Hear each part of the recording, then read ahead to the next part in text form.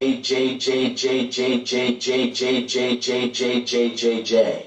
Santa enters to give his 2 cents on the situation. Brian leaves, and Trisha and Casey have a one-on-one, with Trisha tearing up, clearly having caught feels for Brian. While all this was going on, Megan was having a pity party for herself in B1. She claims to feel unsafe with Jimmy in the house, who threw a chair in her vicinity. Jet pops in and tries to talk her off the ledge. I think I'm gonna go home. You're done here? Yeah. Okay. What made you want to leave? Jimmy. Jimmy throwing the chair? Throwing the chair and throwing the eggnog and throwing glass everywhere. Yeah. I just don't want to subject myself to that. Fair. Yeah. Was it you that did it? It was Chris. He told us.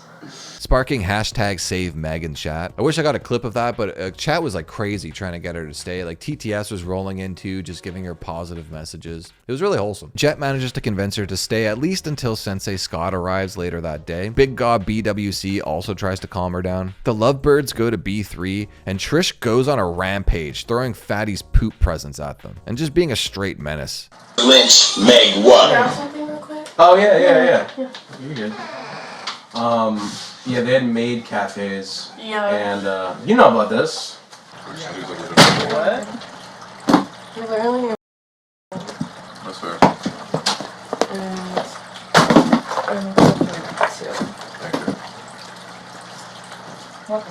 Ben now has to play bodyguard to protect them, and as things roll into the evening, Trisha really leans into the role of playing the jilted ex-lover, continuing her rampage throughout the house, calling out Brian and trying to get into Casey's head. Tell your boyfriend, is this a show he wants to see? You need to calm the f down. No. What is wrong with you? No, ask your boyfriend what's wrong. Maybe Brian, don't f me in the closet, weirdo.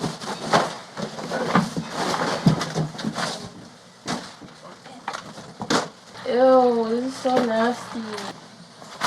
Oh! Message. Cool for Hope you read that. Christmas! Your favorite person! Too bad you didn't wear a condom, what a weirdo. Go home! Alright, we're ready to go. We want to make this work. Yeah, we'll go home. Okay. I think it's working though. What's working, Vance? This. This? You like this? I'm sure you guys do. Fuck!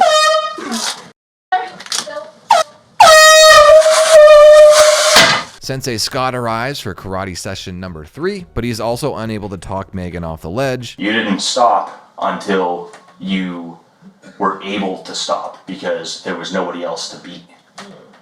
And I think that speaks volumes to not just you as a competitor, but you as a person. And when I say everybody on the outside was genuinely impressed, I mean that. It's like crazy, the respect that you gained from everybody. I'm just trying to get you to kind of understand that I don't think Jimmy really meant anything by it. I think that he was just having a moment where his retard rage got to him. And because she's a quitter, Jet doesn't let her say her goodbyes, and she is forced to leave silently with the fish pointed at the wall. Even though JC got to say her goodbye just like days earlier. After karate, Brian decides to stay and not go home with KC. I'm not leaving. Okay. I'm locking in. I'm not letting this do for nothing. With the bar open for the night, Jet announces that they're gonna try and get more women in the tank. TJ wants a black girl. Wait, I don't share women. Black girl? You like black girls? I mean, they're pretty.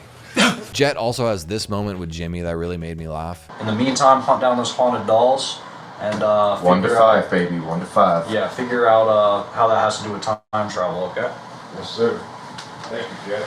Yep.